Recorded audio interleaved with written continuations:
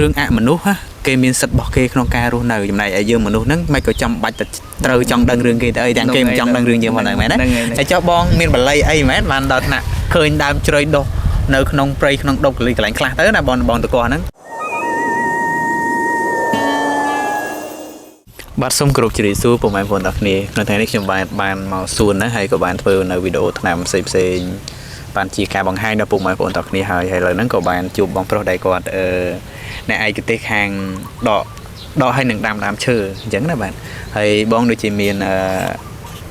អីគេហៅថាក្រុមហ៊ុនខ្លួនឯងដែរឬក៏យ៉ាងណាបាទមានខ្លួនឯងដែរខាងផ្សំដើមឈើដើមអីនៅផ្ទះតិចតួចបាទអញ្ចឹងតើតើនឹងការផ្សំដើមឈើនឹងដកដើមឲ្យគេហ្នឹងគឺយ៉ាងម៉េចវិញបងទទួលការដកដើមពីគេឬក៏យ៉ាងម៉េចអត់ទេបងដេញពេលគេកំងបាទពេលខាងគាត់ត្រូវការអញ្ចឹងយើងដើរទិញតាមភូមិមកបាទតាមភូមិតាមអីអញ្ចឹងទៅហើយយើងដើរគោះដើរអីមកគោះហើយយើងយកមកដាំឲ្យគេទៅហ្មងអញ្ចឹងណាបាទអញ្ចឹងបងទៅន័យថាទីហោក្រុមហ៊ុនណាមួយចង់បានដើមឈើអ្វីមួយអញ្ចឹងណាអញ្ចឹងគេកំងទីហោអញ្ចឹងហ៎បងបាទអញ្ចឹងបងក៏ទៅស្វែងរកពីតាមភូមិនិគមជនបទមកដើម្បីយកដើមឈើហ្នឹងយកមកដាំឲ្យគេដែរបាទអញ្ចឹងហ្នឹងហើយអញ្ចឹងគ្រប់ដើមឈើដែលបងទៅដកដើមហ្នឹងភាគរយទៅទិញពីអ្នកភូមិហ្នឹងលុយខ្លួនឯងហ្នឹងហើយលុយខ្លួនឯងហើយដល់ពេលដកជួលគេឬក៏ដកខ្លួនឯងតាមកលៈទេសៈដែរបើសិនជាខាងគាត់ទិញនឹងគាត់ប្រញាប់អាហ្នឹងយើងអាចដាក់កម្មកជួលកម្លាំងថែមហ្នឹងហើយបាទហើយចុះមួយទៀតពេលដែល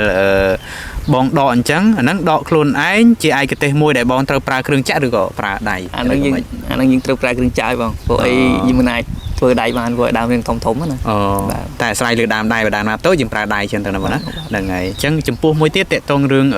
ការដកហ្នឹងជាឯកទេសដែលបងដកខ្លួនឯងហើយក៏ដាំខ្លួនឯងបាទ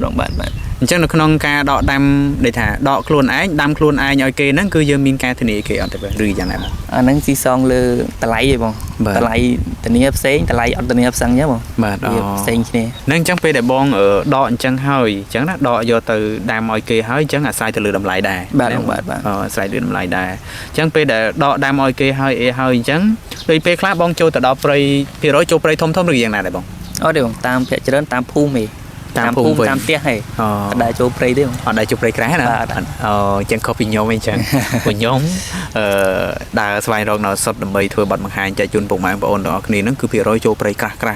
បាទរកអាតំបន់តាមភ្នំតាមកន្លែងកាចបើនិយាយចំទៅតែបើខ្ញុំចេះវិញដោយសារបងជា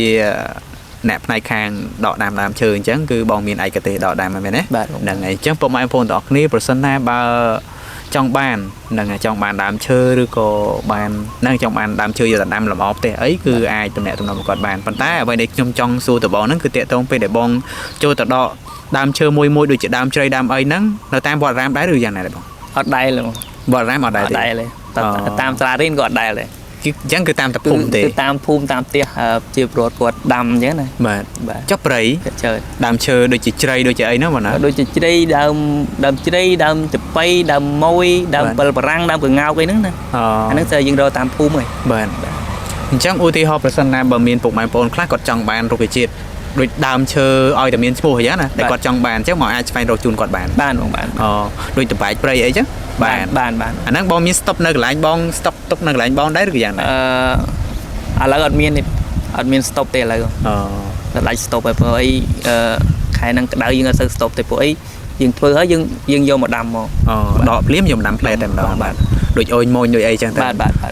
ហ្នឹងហើយបងអញ្ចឹងសរុបមកវិញតាក់ទងរឿងដែលបងឆ្លងកាត់ដូចជាការដកដើមឈើដកអីដូចប្រភេទដើមជ្រៃដើមអីហ្នឹងបងធ្លាប់មានជួបប្រសពជាមួយនឹងរឿងប្លែកដូចជារឿងអមនុស្សរឿងអីដែលដូចជាខាងពេជំនឿភាគច្រើនគាត់ថាមានអីចឹងណាបាទដល់ពេលខ្ញុំជាក់ស្ដែងខ្ញុំអត់សូវជឿខាងពេជំនឿនឹងដែរដូចជាអត់ដែរជួបទេបងបាទហ្នឹងហើយដែរជួបដែរបាទបងការពិតរឿងហ្នឹងគឺត្រូវមែនបងគឺការពិតរឿងអបិយជំនឿរឿងក៏រឿងអរូបណាបាទរឿងអមនុស្សគេមានសិទ្ធិរបស់គេក្នុងការរស់នៅចំណែកឯយើងមនុស្សហ្នឹងមិនក៏ចាំបាច់ទៅ ត្រូវចង់ដឹងរឿងគេទៅអីទាំងគេមិនចង់ដឹងរឿងយើងផងហ្នឹងមែនណាអញ្ចឹងដូចគ្នាពេលដែលបងធ្វើអាជីវកម្មឬក៏តាក់ទងការទៅយើងទៅដកដើមឈើដើម្បីចិញ្ចឹមជីវិតក្នុងការបង្កើតជីវកម្មរបស់យើងនិងតម្រូវការដល់អតិថិជនដែលគាត់ចង់បានអញ្ចឹងទៅ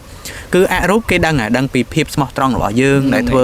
ភាគរយយើងដកហ្នឹងមិនមែនដកបំផ្លាញទេបំផ្លាញអភិរក្សទេអភិរក្សអញ្ចឹងបាទរុក្ខទេវតាដែលថែរក្សាដើមជ្រៃដើមអីហ្នឹងគេដឹងថាយើងហ្នឹងគោលម្ដងមិនមែនដកទៅចោលឬក៏ដកបំផ្លាញទេគឺដើម្បីដកទៅដាំអភិរក្សអញ្ចឹងទៅគេដឹងចុះទេវតាគេអាស្រ័យដើមឈើបងមែនណាដល់ពេលគេឃើញតែយើងដកយកទៅដាំគេសប្បាយចិត្តចុះយកទៅថ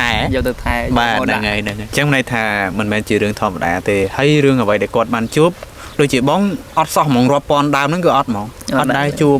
រឿងអីប្លែកនេះឧទាហរណ៍ដូចខ្ញុំនិយាយថាទៅដកដើមជ្រៃតិចលើកដាក់ឡានទៅស្រាប់ជើងកង់ផ្ទុះឬក៏ឡានខូចអីអត់ដែរអត់ហ្មងណា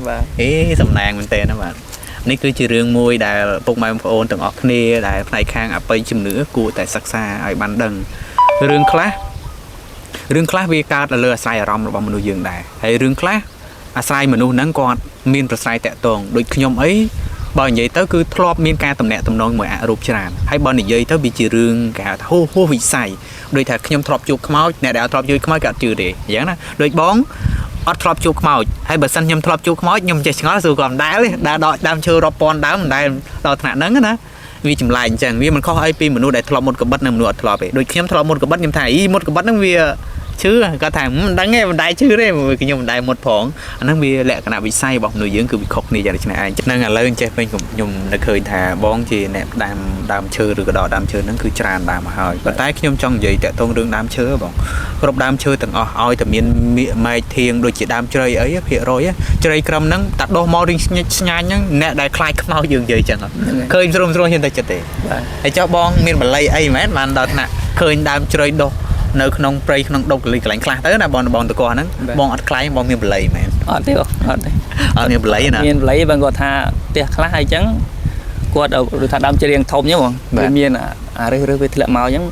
ចាស់ពីដើមគឺថាមានអីនៅចឹងណាតែដល់ពេលគាត់លក់ឲ្យខ្ញុំទៅឲ្យខ្ញុំធូរថ្លៃដែរទៅណាបាទល្មមចំណេញវិញខ្ញុំយល់ហើយបាទអញ្ចឹងស្រួលវិញទេបាទជា business សម្រាប់ពុកម៉ែបងប្អូនទាំងគ្នាឃើញទេរបស់ណាដែលចង្រៃច្បាស់ជាតម្លៃថោកឯងតែនិយាយតែហ៊ានសេរីសួស្ដីមង្គលដូចកញ្ញុងដូចបេងនឹងនួនអីអាហ្នឹងគេថាជារបស់ដំទៅមានសេរីសួស្ដីឃើញតម្លៃថ្លៃ